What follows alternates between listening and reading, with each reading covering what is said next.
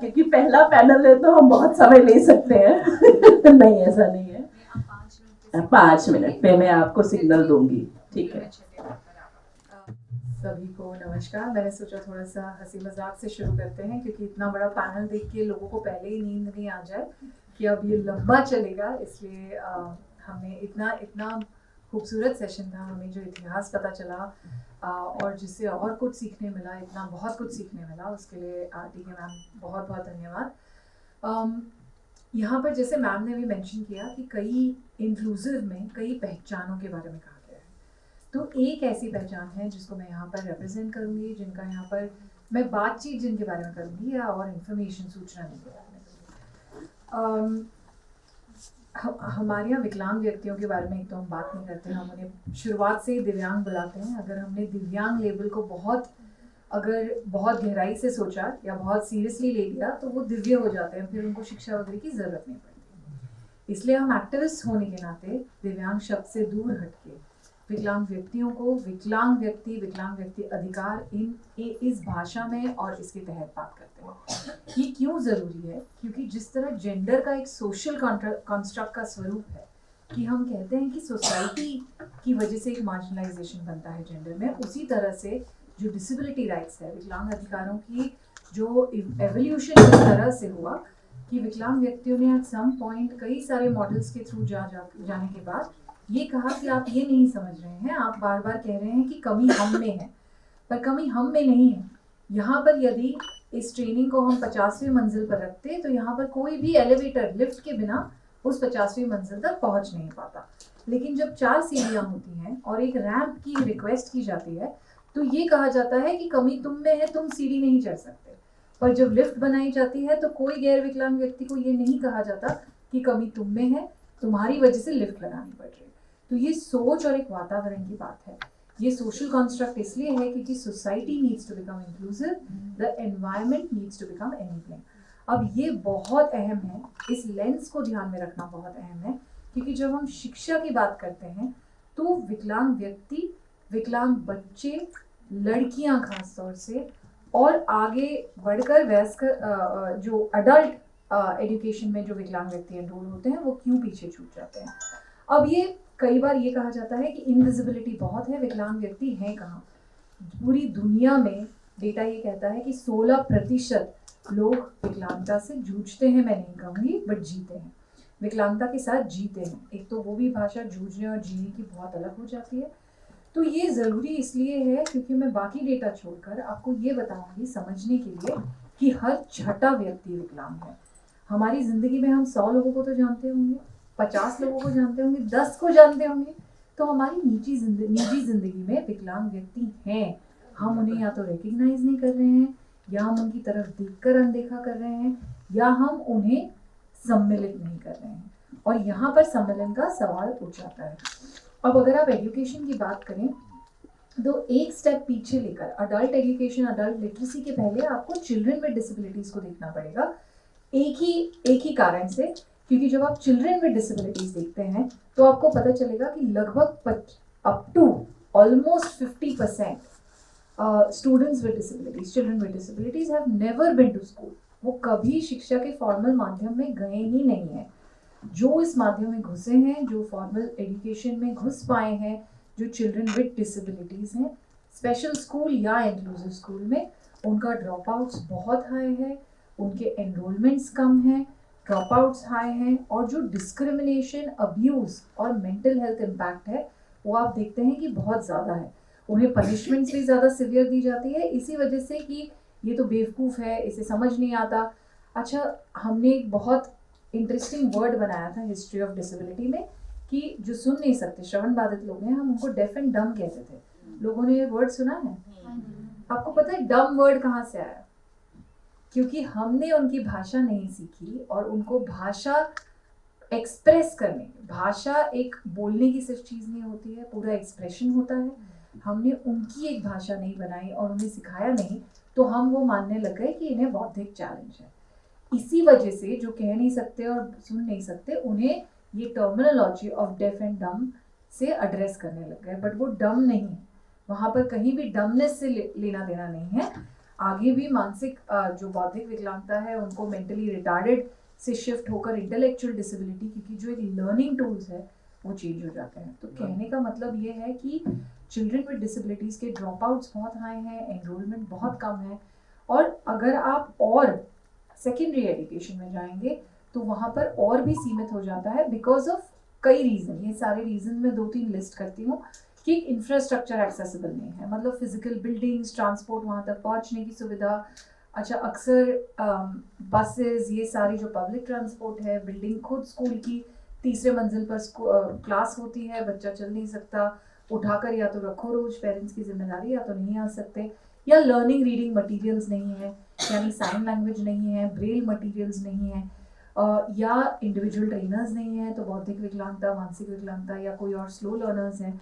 तो ये कई कारणों की वजह से ड्रॉप आउट भी होता है, एनरोलमेंट कम होता है, और सेकेंडरी एजुकेशन तक पहुंच नहीं पाते। ये चिल्ड्रन विद डिसेबिलिटीज़ का सुनना इसलिए बहुत अहम था, क्योंकि अगर आप अडल्ट लर्निंग में जाएंगे तो पीपल विद डिसेबिलिटीज़ का ड्रॉप आउट, मैं अभी तक महिला भी नहीं कह रही हूँ, लड़कियाँ भी नहीं कह रही हूँ, just people with disabilities form a large part of the illiterate adult group, जो हम जिनके बारे में या जिनको एक्सेस टू लिटरेसी नहीं मिली है, उस ग्रुप में एक बड़ी संख्या में विकलांग व्यक्ति होते हैं। इस कारण से भी, क्योंकि पॉवर्टी में डिसेबिलिटी का इंटरसेक्शन बहुत हाई है, तो जो अंडर प्रिविलेज, इकोनॉमिकली मार्जिनलाइज लोग हैं उनमें कई ज़्यादा विकलांगता होती है, the percentage of disability is much higher, तो वो भी एक इंटरसेक्शन हो जाता है।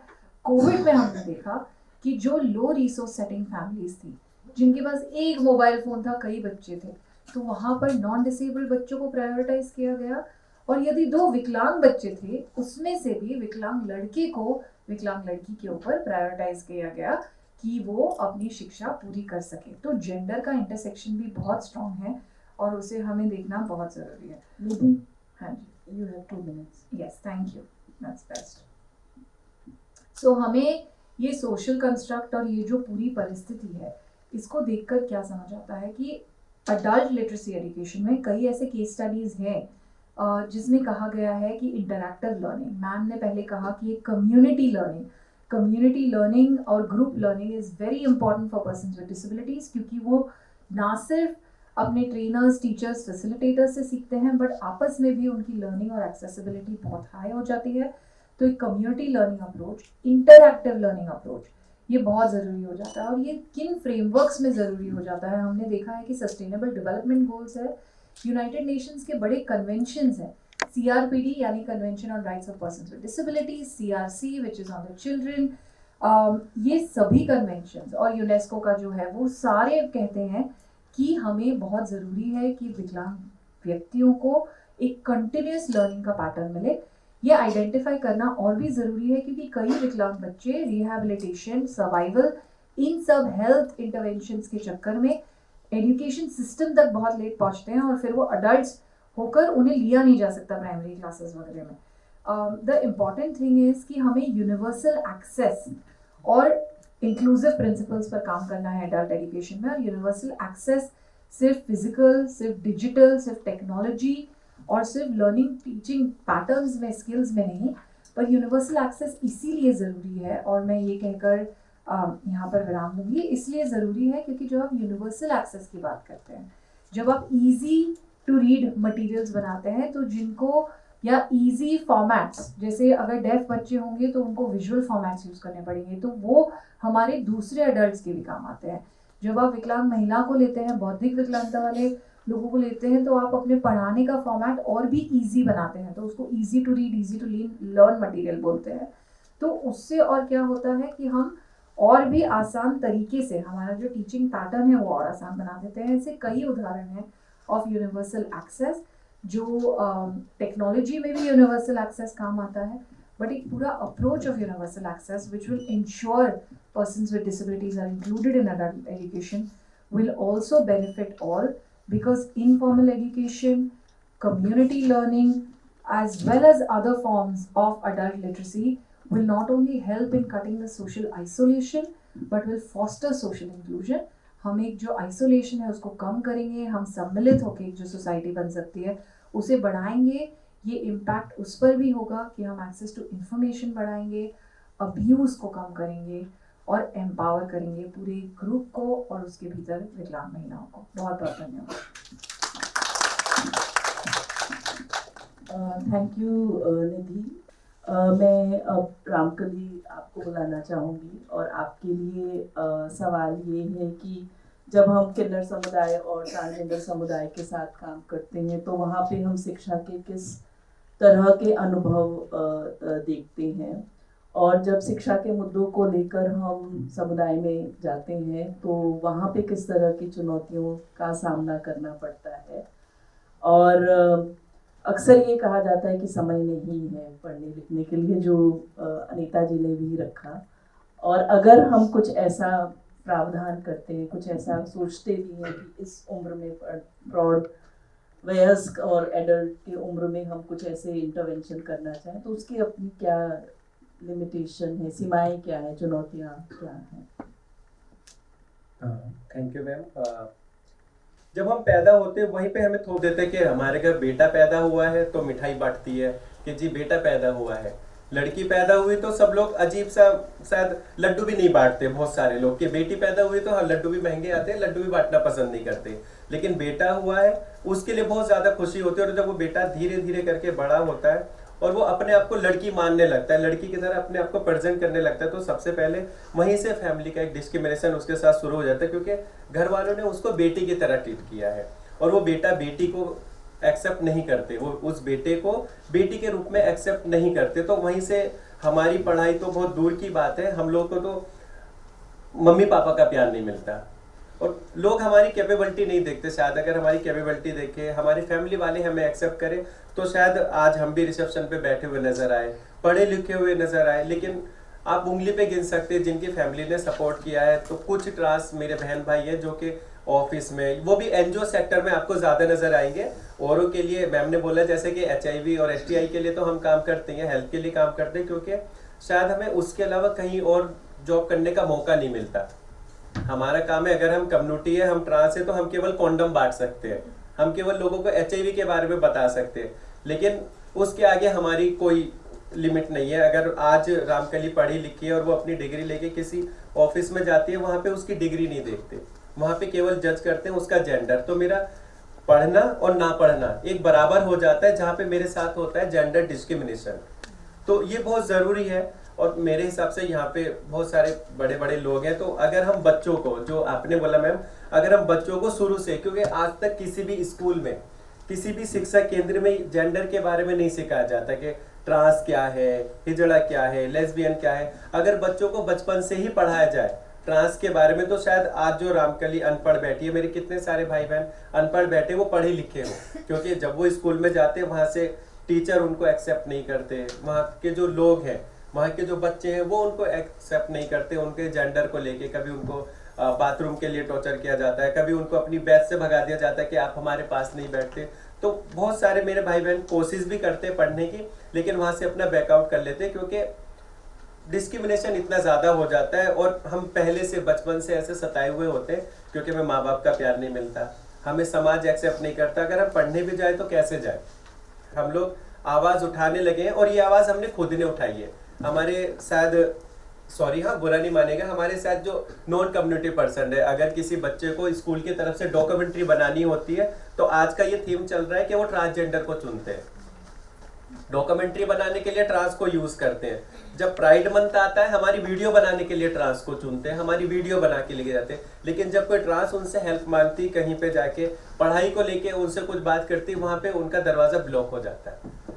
तो ये बहुत सारी चीजें हैं। तो मेरा बस यही कहना है, मैं ज्यादा नहीं बोलूंगी, क्योंकि सब लोग सोचेंगे शायद मैं इमोशनल कर रही हूँ आप लोगों को, लेकिन मेरा कहना ये कि प्लीज हमारे जेंडर जज ना करें, हमें भी मौका दे आगे बढ़ने का। और जो हमारी यंग जनरेशन है, जो पढ़ना लिखना चाहती, तो आप सब यहाँ पे इतने बड़े लोग बैठे, इतने समझदार लोग बैठे हैं, तो हमारे लिए भी कोई ऐसा रास्ता निकालिए कि हम सिग्नल मांगने के लिए मजबूर ना हो, हम लोग भी स्कूल जा सके। अगर हम स्कूल नहीं जा सकते, शायद हम इतने कैपेबल तो हो कि अगर हमें कहीं जाना है, हम बस का नंबर पढ़ सके, हम बस में पढ़ सके कि हमें इस बस में बैठना है और इस बस में बैठ के हमें लखनऊ तक जाना है या दिल्ली तक जाना है या मुंबई तक जाना है।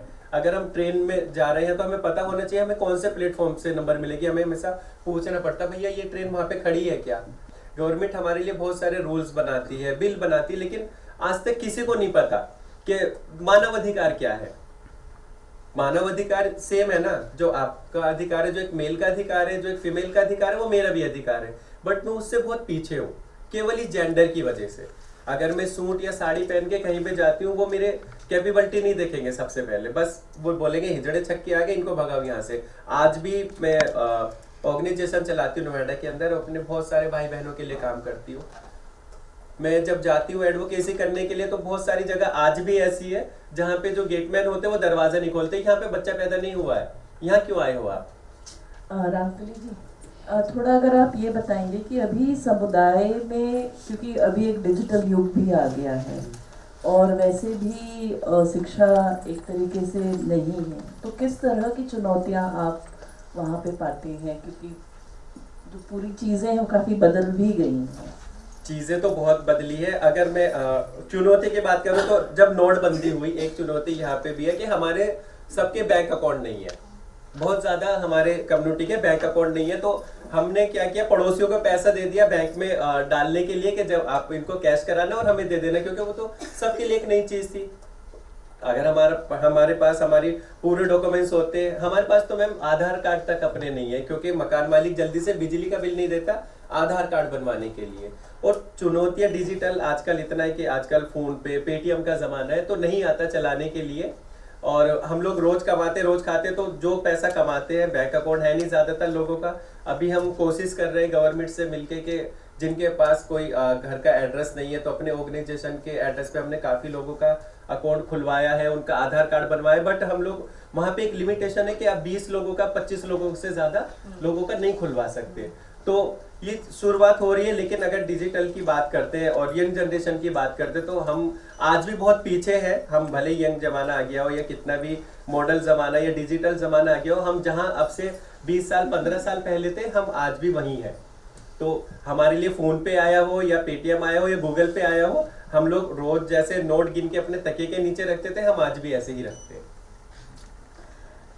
शुक्रिया रामकली जी अपनी बात कहने के लिए। और ये काफ़ी महत्वपूर्ण है कि जब हम बात करते हैं तो उसमें हमारा नज़रिया, हमारा पर्सपेक्टिव क्या है, वो एक सोचने वाली बात है। और जब हम प्रौढ़ों के लिए बात करते हैं तो वहाँ पर लाइवलीहुड, जब हम आजीविका के मुद्दों के बारे में बात कर रहे हैं तो उसको कैसे देख रहे हैं, क्योंकि आजीविका भी कोई एक तरह की आजीविका नहीं है कि आप मजदूरी के लिए जाएंगे या आप खेत के लिए जाएंगे। जो रामकली जी का अनुभव है कि वहाँ पे हर दिन आपको सिग्नल पे जाकर भीख मांगकर या उस तरीके की चीज़ें करनी है। तो ऐसे में जब हम शिक्षा के इंटरवेंशन को देख रहे हैं, तो वो इंटरवेंशन किस तरह का हो सकता है जहाँ पर बिल्कुल भी समय नहीं है, और ख़ास तौर पे प्रौढ़ लोगों के साथ। यहाँ पे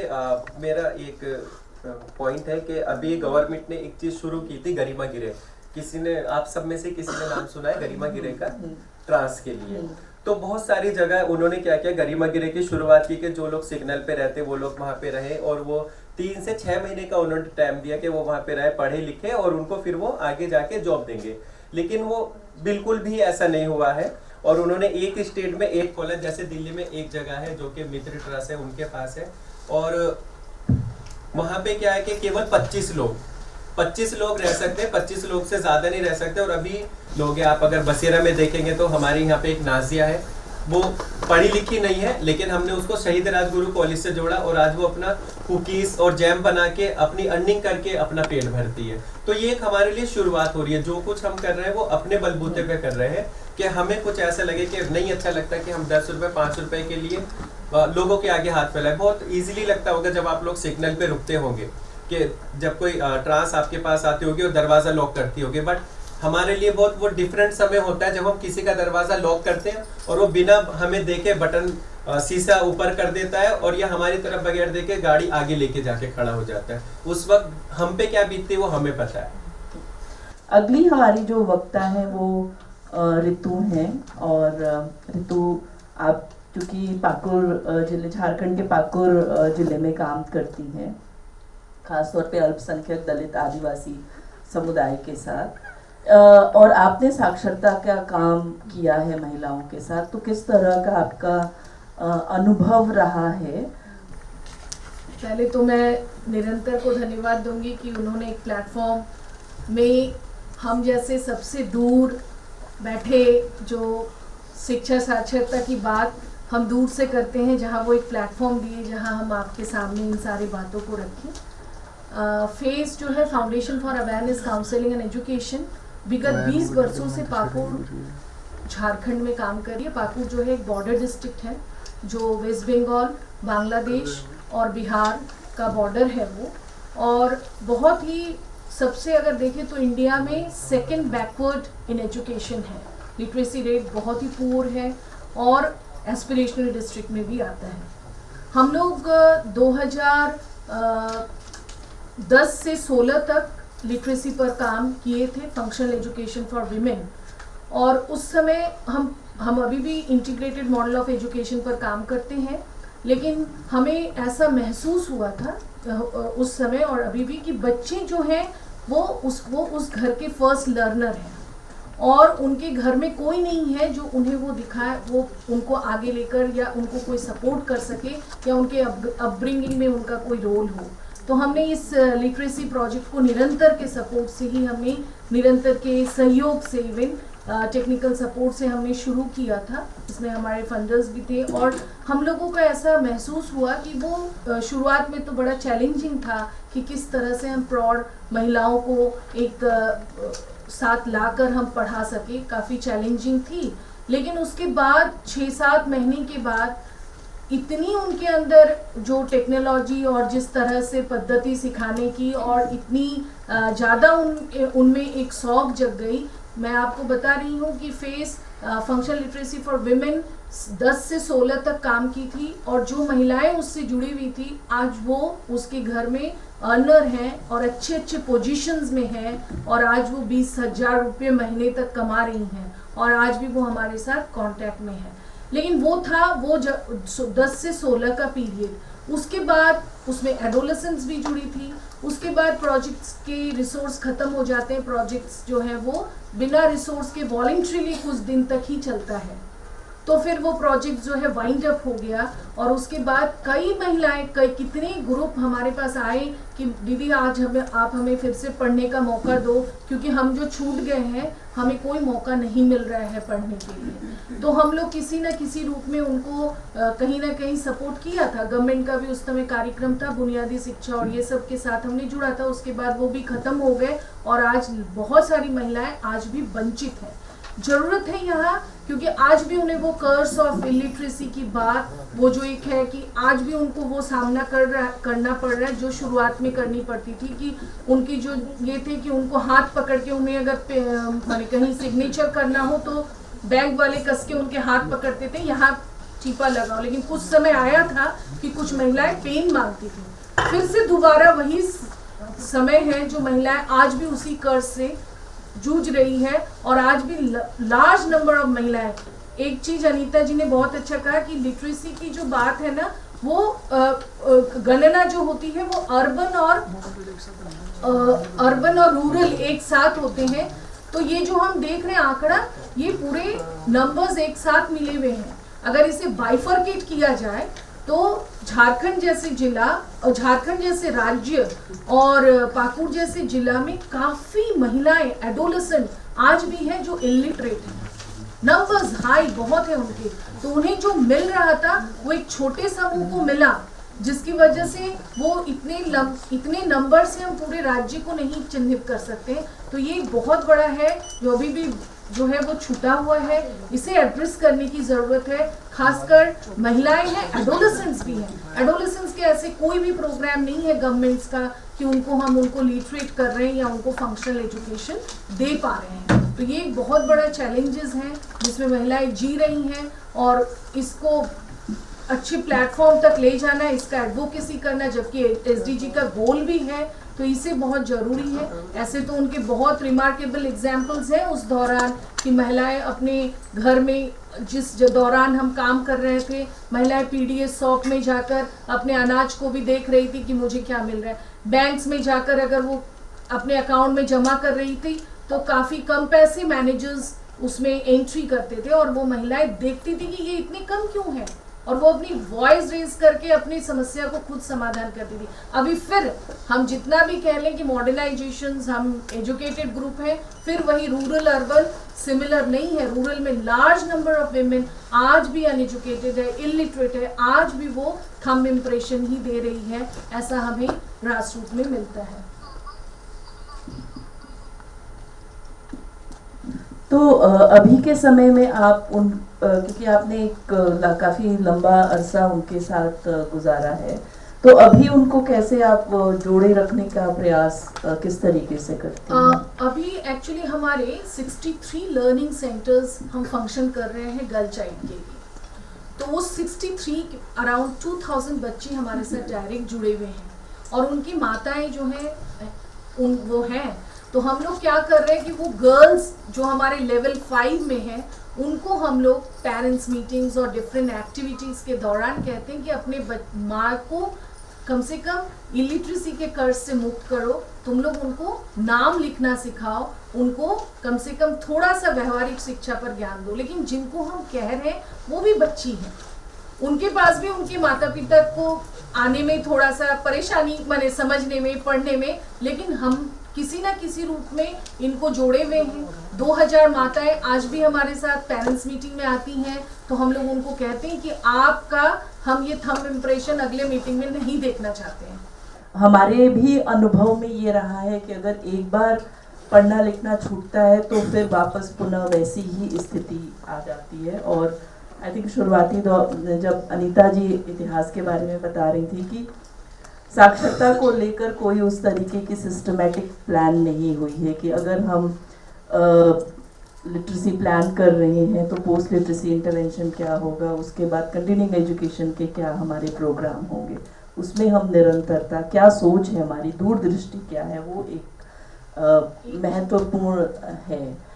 सवाल जवाब के समय हम ले सकते हैं। एक चीज मैं छोड़ रही थी, हाँ। जस्ट कि पीआरआई मेंबर्स, अभी देखिए पंचायती रूरल इंस्टीट्यूशन को काफ़ी माने राइट्स दिए गए हैं।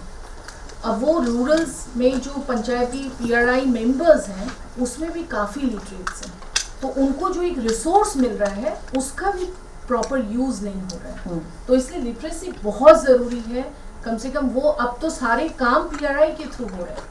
अगर आप विलेज डेवलपमेंट प्लान देखें, ब्लॉक डेवलपमेंट प्लान देखें, वहाँ बीडीओज की भी रोल कुछ नहीं है, वहाँ पीआरआई से आ रहा है, ग्रास रूट से। तो वो एक बहुत इंपॉर्टेंट है। लिटरेसी आज के दिन में पीआरआई से जुड़ के एजुकेशन की बहुत ज़रूरी है। और वो देखना पड़ेगा कि कहाँ पर किस तरीके से हो सकता है, क्योंकि अलग अलग प्रोग्राम्स हैं, अलग अलग चीज़ें हैं, योजनाएं हैं, वहाँ पे हम साक्षरता को कैसे सोच सकते हैं। Thank you Ritu.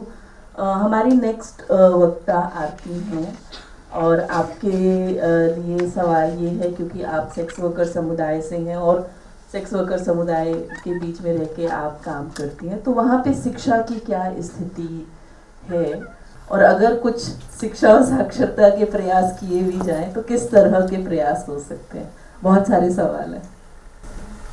सवाल तो बहुत अच्छे लगे, क्योंकि आपने जो नहीं है वो पूछा है कि वहाँ पे साक्षरता है क्या नहीं। क्योंकि मैं सेक्स वर्कर समुदाय से हूँ, मैं खुद सेक्स वर्कर हूँ, और मेरी जो संगठन है वो सेक्स वर्कर की है। मैं जिनके साथ जुड़ी हूँ वो भी सेक्स वर्कर नेटवर्क है, national network of sex worker. तो मैं ये बोलना चाहती हूँ कि हमारा जो जर्नी है वो कहीं पे भी साक्षरता नहीं है उसमें।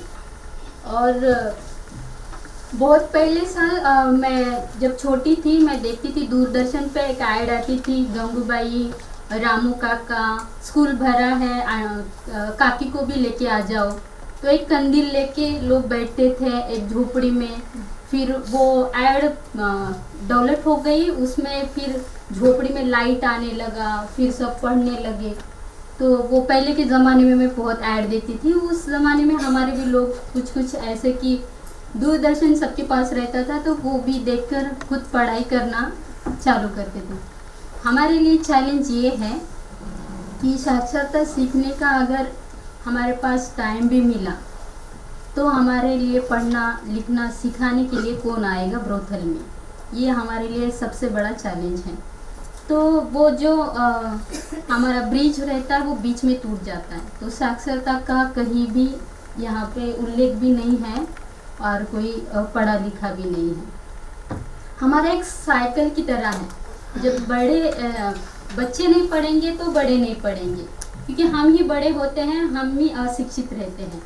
ये एक बात है हमारे लिए, क्योंकि हम एक स्टिग्मा की वजह से मानो, या हम ब्रोथल में रहते हैं उस वजह से मानो कि हम स्कूल नहीं जा पाए, फिर हम बड़े हुए तो हम वो अशिक्षित ही रहे। तो अभी जो है हमारे बच्चे हमसे अलग हो गए हैं, तो वो तो पढ़ने लिखने गए हैं, कोई डॉक्टर इंजीनियर बना है, पर हम सोचते हैं कि जब हमारे उम्र के जो लोग हैं वो अभी तक पढ़े लिखे नहीं, तो बहुत मतलब हमें ये जो अभी का ज़माना है डिजिटल ज़माना है, डिजिटल ज़माने में हमें मतलब कैसे उतरना है, कैसे जाना है। तो यहाँ पे मुझे लगता है कि शिक्षा का बहुत बड़ा प्रभाव पड़ा है, क्योंकि अगर शिक्षित होते तो खुद के डॉक्यूमेंट तो बनाते, मतलब उनको एक प्रूफ रहता है कि मैं एक भारत की नागरिक हूँ और मैं अपना हक सरकार से मांग सकती हूँ। तो ये शिक्षित होना बहुत ज़रूरी है। और मुझे लगता है कि अभी निरंतर को महाराष्ट्र में भी उतरना पड़ेगा, क्योंकि हमारे लिए और हमें पढ़ा लिखा कर हमारे भी मतलब कुछ इच्छाएं है कि हम भी अपने खुद के लिए, मतलब हमारी कम्युनिटी के लिए, कि मानव अधिकार हमारे लिए भी है कि हम भी इस देश के नागरिक हैं, हम जी सकते हैं।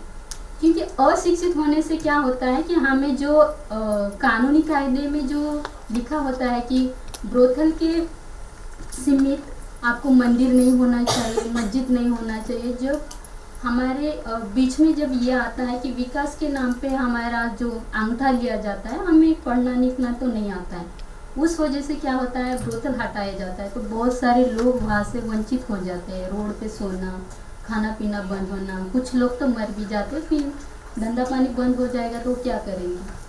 तो इस वजह से भी शिक्षित होना ज़रूरी है कि हमारे पास जो आ रहा है वो हमारे भले के लिए आ रहा है, क्या हो रहा है उसके साथ, वो हम कुछ जान सकें उसके बारे में। तो ये भी हमारे लिए बहुत ज़रूरी होता है।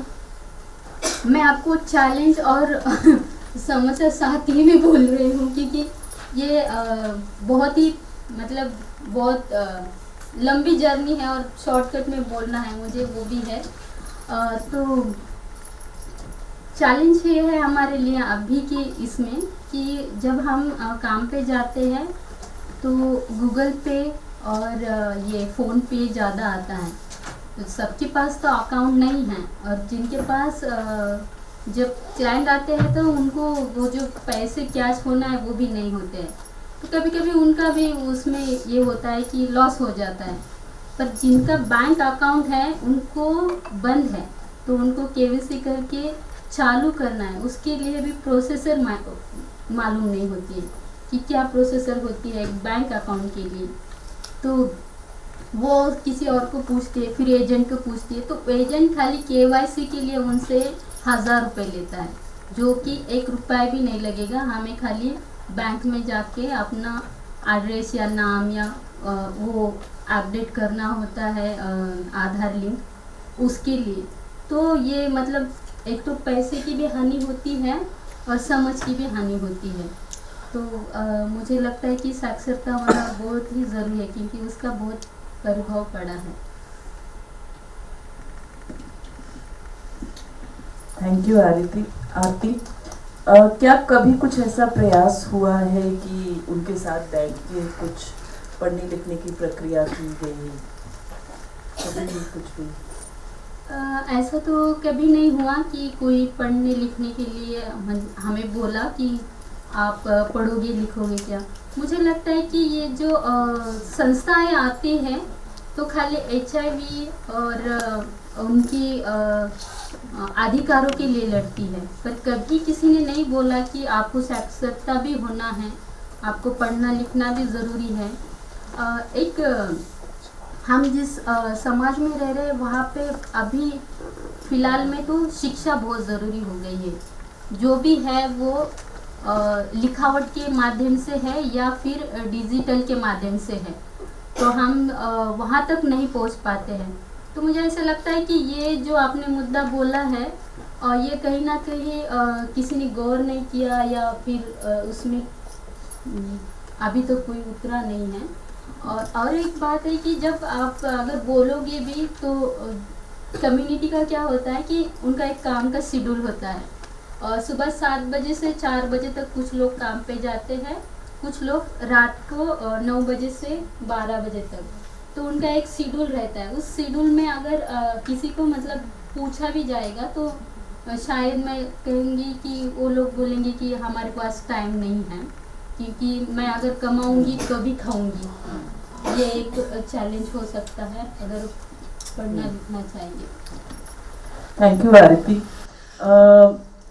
ये एक्चुअली बहुत पुराना सवाल है, कौन आएगा पढ़ाने के लिए, और ये सवाल हम वहाँ भी देखते हैं दलित बस्तियों में भी, आदिवासी बस्तियों में, कि वहाँ कौन जाएगा पढ़ाने के लिए।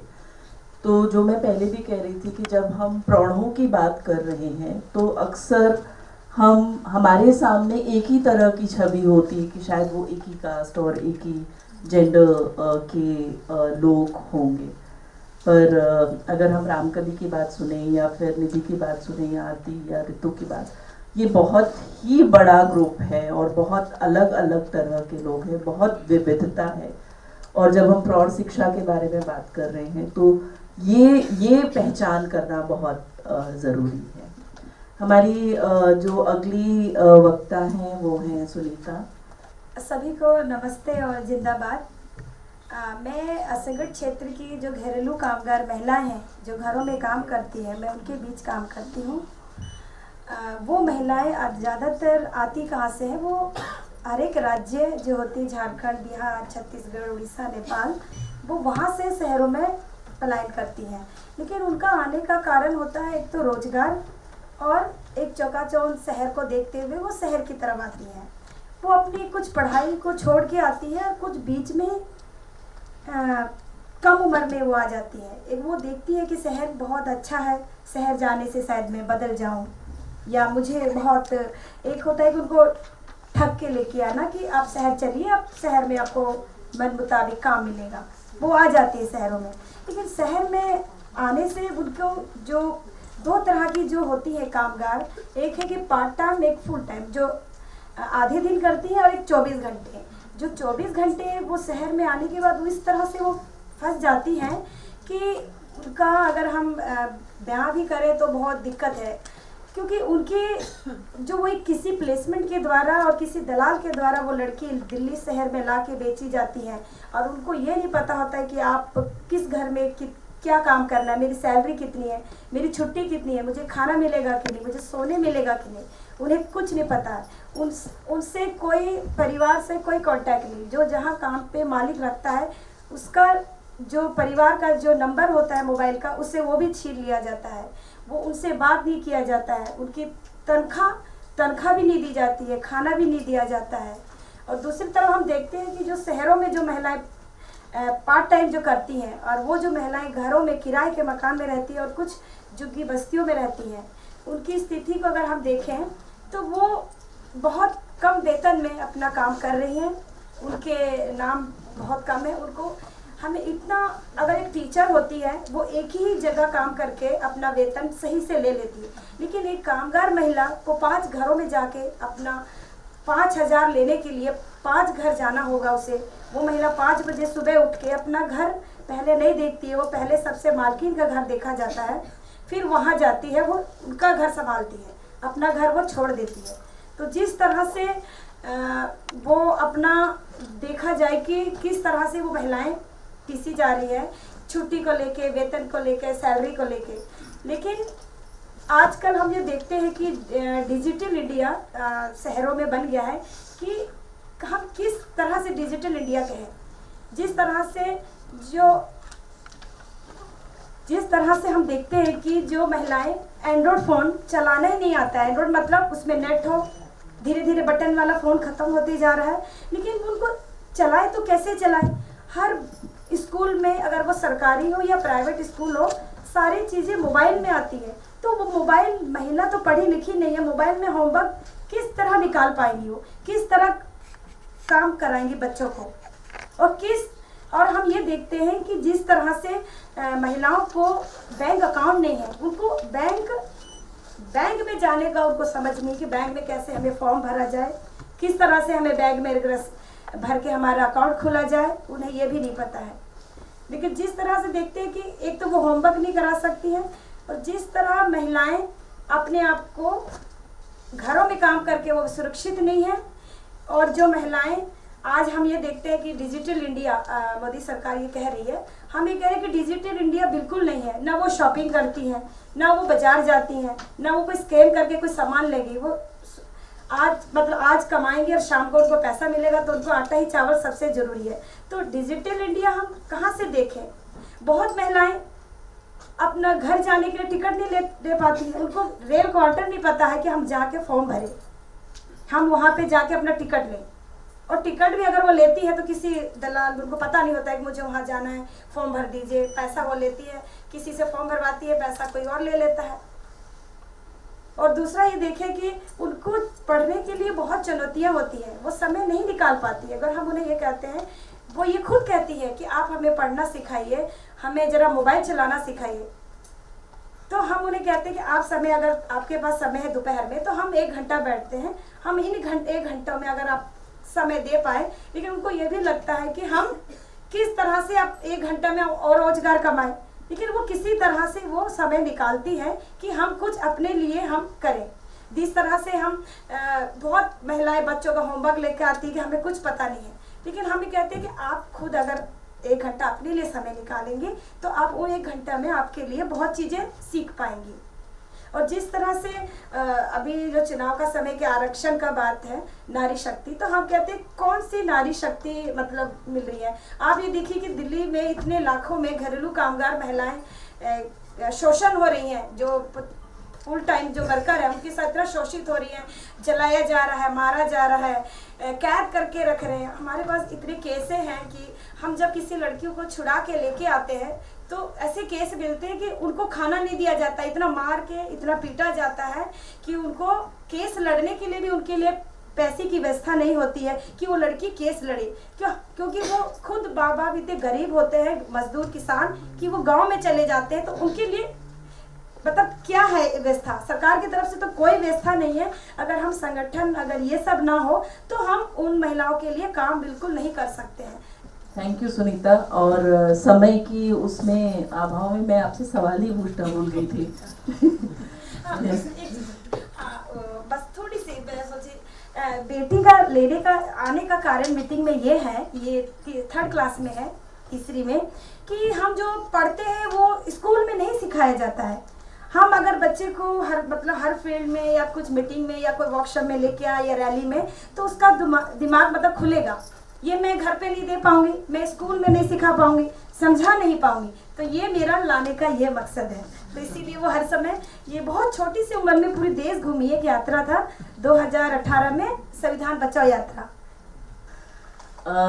मैं अपने सबसे लास्ट में हमारी जो स्पीकर है मीना, उनको बुलाना चाहूँगी। और मीना, क्योंकि आपका काफ़ी लंबा अनुभव रहा है महिलाओं के साथ शिक्षा साक्षरता को लेकर, तो थोड़ा आप उसके बारे में, अपने अनुभव के बारे में बात करिए। और फिर ये भी कि किस तरह की चुनौतियाँ आती हैं, क्योंकि किसी मुद्दे को लेकर हम वहाँ पे काम नहीं कर रहे, हमने सिर्फ साक्षरता को लेकर काम किया है। और जब महिलाएं साक्षर होती हैं तो क्या हमें बदलाव नज़र आता है उनकी लाइफ में।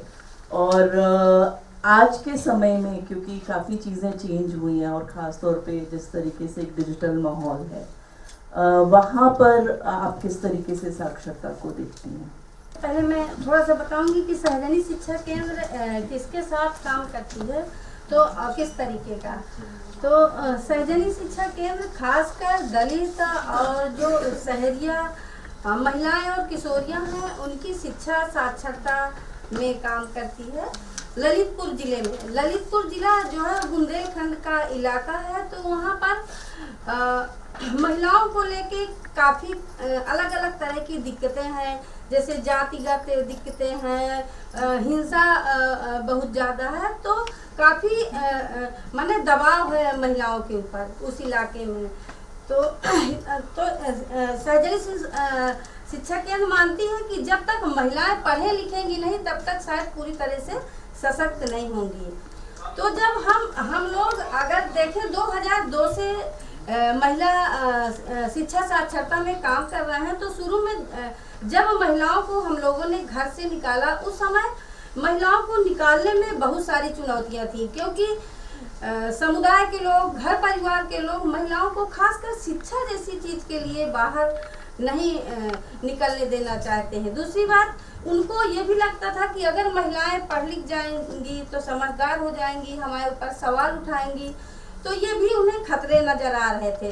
घर परिवार के लोगों को तो नजर आ ही रहे थे, पर जो समुदाय है, खासकर जो सवर्ण जाति के लोग हैं, वो भी माने उनके परिवार के ऊपर दबाव बना रहा था कि आप लोग महिलाओं को पढ़ने न भेजिए, नहीं तो ये पता नहीं कैसी संस्था है, क्या सिखाती है, महिलाएं बिगड़ जाएंगी, तमाम तरह के सवाल थे। तो शुरू में काफ़ी चुनौतियां थी, पर कई महिलाओं के साथ माने पढ़ी लिखी ना होने के कारण हिंसाएं भी हो रही थी। लोग महिलाओं को छोड़ा भी जा रहा था कि अनपढ़ हैं, गंवार हैं, माने इनको ठीक से बातचीत करना नहीं आता, रहना नहीं आता, तो कई महिलाएं इस तरह से भी ठुकराई जा रही थी। पर जब हम लोगों ने माने साक्षरता का काम शुरू किया और एक दो साल के बाद एक तरह से पहचान बनी और महिलाएं शिक्षा के लिए जब बाहर निकली, तो महिलाओं में एक अलग तरीके का आत्मविश्वास जगा। महिलाएं पढ़ना लिखना सीखी, महिलाओं की तरफ से सवाल आने लगे कि दीदी अब हम पढ़ लिख गए, हम पेपर देना चाहते हैं, क्योंकि उनको लगता था कि पढ़ाई का मतलब मान जब ही होगा जब हम परीक्षा दे लेंगे। तो काफ़ी महिलाओं ने हमारी परीक्षा दिया, हम लोगों ने 5वीं के और 8वीं के परीक्षा दिलाए महिलाओं को। महिलाएं महिला मेट बनी। 2011 में हम महिलाओं को महिला मेट की प्रक्रिया में जोड़ रहे थे। उस समय माने काफ़ी प्रशासन के साथ चुनौतियां थी, समुदाय के साथ चुनौतियां थी। महिलाएं खुद उस प्रक्रिया से जूझ रही थी, क्योंकि महिलाओं को लग रहा था कि हमारे पुरुष हमारे साथ काम करेंगे और हम मेट बनेंगे, हम मजदूरों को चलाएंगे, ये कैसे होगा। और दूसरी तरफ न सरकार स्वीकार कर रहा था और ना माने गांव के लोग स्वीकार कर रहे थे। पर काफ़ी संघर्ष के बाद वो महिलाएं तैयार हुई, महिला मेट बनी। तो माने जिस तरह से ठोस रूप से एक साक्षरता का कार्यक्रम होना चाहिए और उसकी ठोस प्लानिंग होना चाहिए, उस तरह से नज़र नहीं आता। पर हाँ, नज़र आता है कभी कभी कि महिलाएं पेपर दे रही हैं, पुरुष भी पेपर दे रहे हैं, पर ना कहीं उनका प्रोग्राम चलता दिखाई देता और ना उस तरीके से सेंटर चलते दिखाई देते, ना कोई प्लानिंग।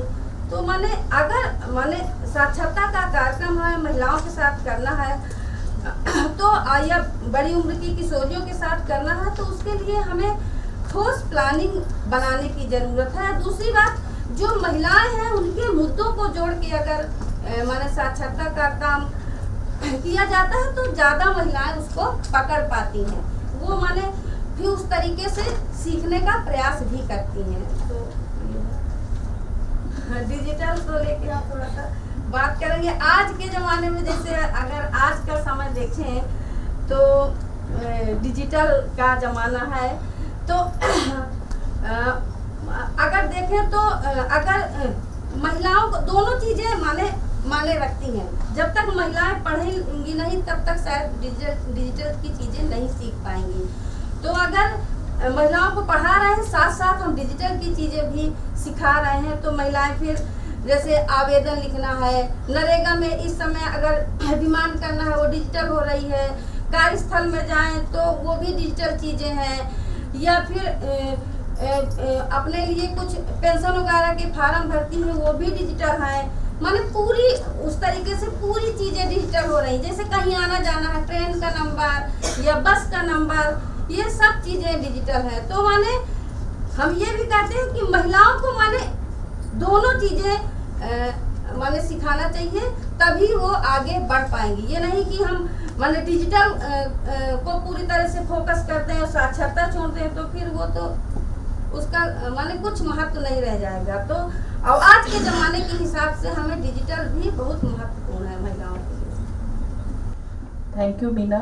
और मुझे लगता है कि आपने जो बात रखी है वो आगे के सत्रों के लिए काफ़ी महत्वपूर्ण है।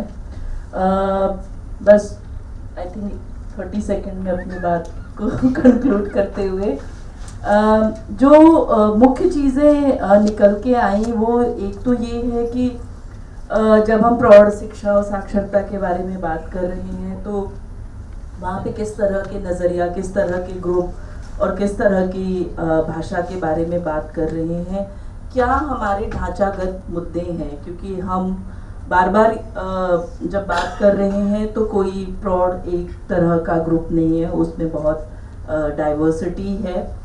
और किस तरह के हम वहाँ पर सीखने सिखाने के प्रक्रियाओं को देख रहे हैं, क्या सीखने सिखाने की हमारी प्रक्रिया वहाँ पर हो रही है। और ये काफ़ी पुराना सवाल भी है कि हमारी इन्वेस्टमेंट और टाइम भी किस तरह की वहाँ पर है। और जब हम इंक्लूजन के बारे में बात कर रहे हैं तो वो कैसे इस पूरे चीज़ को प्रभावित करती है। और लास्ट में मैं बस यही कहना चाहूँगी कि शिक्षा एक राजनीतिक मसला है और जब हम इसमें जाते हैं तो पॉलो फ्रेरे के शब्दों में ही ये है कि अगर हम एक शब्द को पढ़ रहे हैं तो उसका मतलब है कि हम पूरी दुनिया को पढ़ रहे हैं। और शायद जब हम मार्जिनलाइज समुदाय, हाशिया के समुदाय के बारे में बात करते हैं तो हमें ये बहुत अच्छी तरह से मालूम है कि क्यों और किस लिए कुछ समुदाय को शिक्षा से दूर रखा गया है। और ये भी है कि जब हम फंक्शनल लिटरेसी के बारे में बात करते हैं तो वो बहुत लिमिटेड है कि आप उनको सिर्फ कुछ काम करने के योग्य साक्षरता दे दें। क्योंकि आज के समय में जब हम देख रहे हैं तो फंक्शनल लिटरेसी उस तरीके से काम नहीं करती है। क्योंकि जो बात मीना कह रही है कि अगर आपको डिजिटल लिटरेसी भी करना है तो उसके लिए आपको बेसिक लिटरेसी भी होना बहुत ज़रूरी है कि आपके मैसेज किस तरीके से है। सिर्फ ऑडियो विजुअल बात करके चीज़ें नहीं हो सकती है। सभी ने एक जो बहुत इम्पॉर्टेंट चीज़ रखी और सभी के आई थिंक बात में ये बात आई है कि बैंक एक इम्पॉर्टेंट चीज़ अभी के समय में निकल के आ रही है कि उसमें जो लेन देन हो रहा है वो किस तरीके का हो रहा है। तो आप सभी का बहुत बहुत धन्यवाद। और बहुत कम समय में अपनी बात रखी, इसके लिए हम माफ़ी चाहते हैं क्योंकि काफ़ी लंबा आपका काम का अनुभव है और हमने सिर्फ 5 से 7 मिनट आपको दिया। Thank you.